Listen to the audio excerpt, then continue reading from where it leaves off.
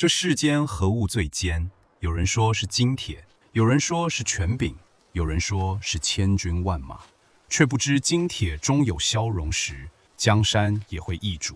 万圣之尊终归黄土，唯独这情义二字，虚无缥缈，却能叫生者赴死，死者化灵。诸位若不信，且看一看这段故事。故事里有一个书生，一个弱女子，还有两只鸳鸯，两株参天的连理树，枝枝相抱，叶叶相连。后人唤它们相思树。俗语说得好，人死如灯灭，情义照千古。此树背后究竟发生了什么样的故事？让我们细细道来。战国之时，宋国边境小城有一女子名唤甄宓，她才貌双全，经媒人说和，被许配给当地一个名唤韩鹏的青年。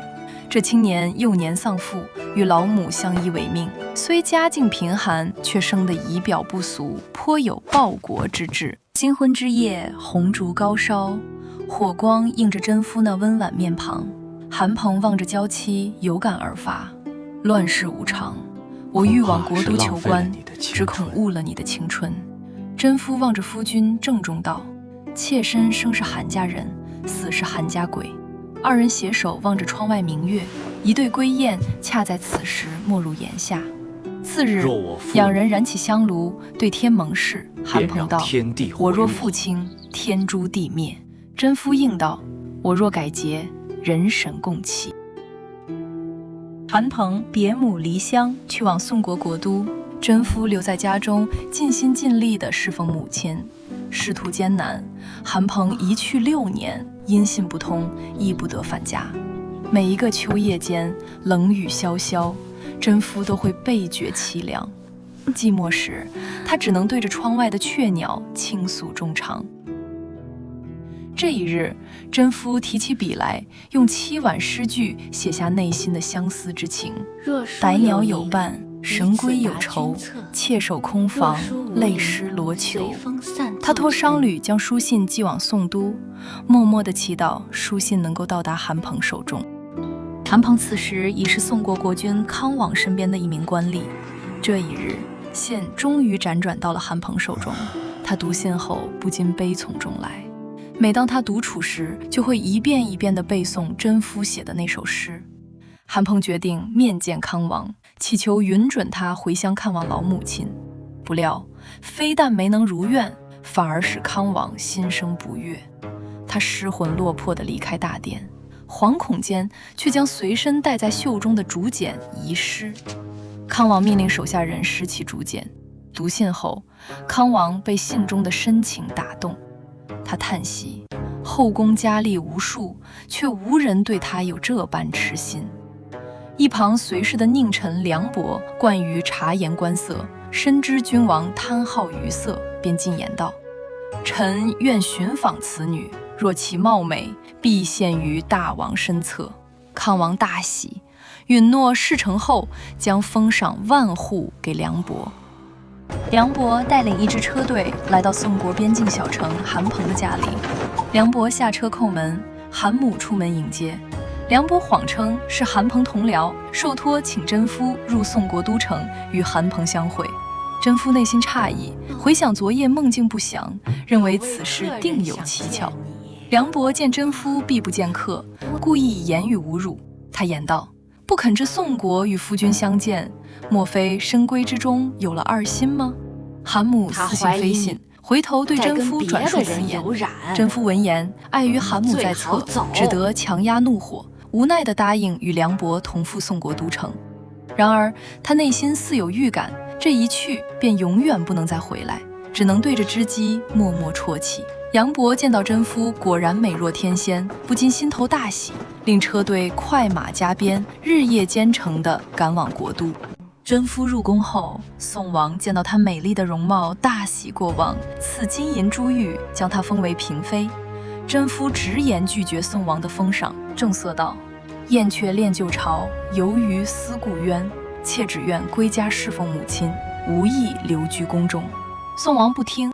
数月间，宋王想要宠幸甄宓，甄宓只是装病不从。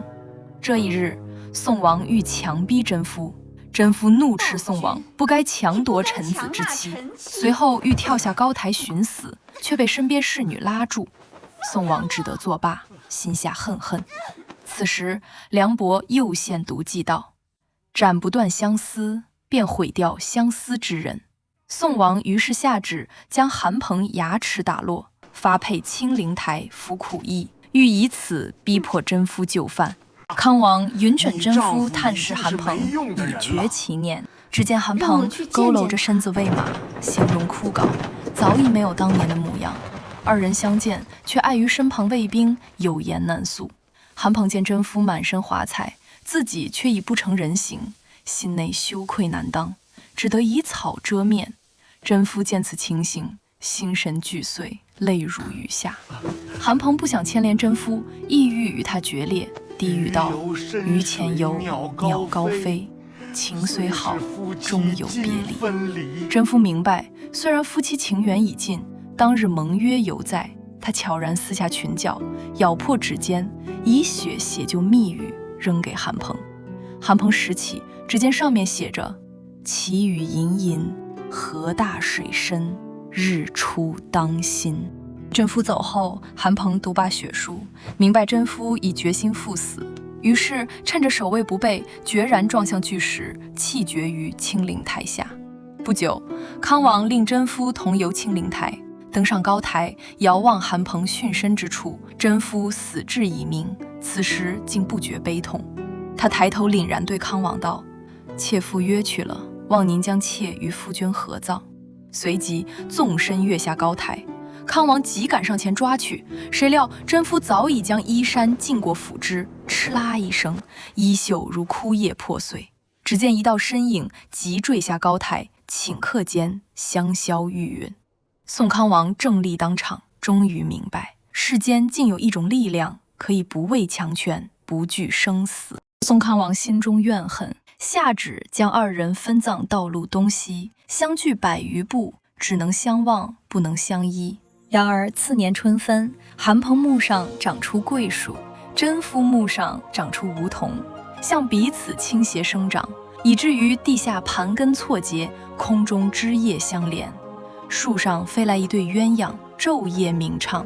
康王暴虐成性，不久，朝中祸患丛生，宋国国亡。诸位朋友，这一段清灵台讲罢，留下的不仅是感动，更是一个千古不灭的道理。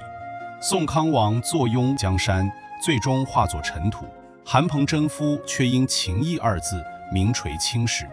权势压人不过一时，德行足以流传百世。后人有诗赞曰：清灵台下草萋萋，双树千年鸟共栖。若问人间何最贵，白头生死不相离。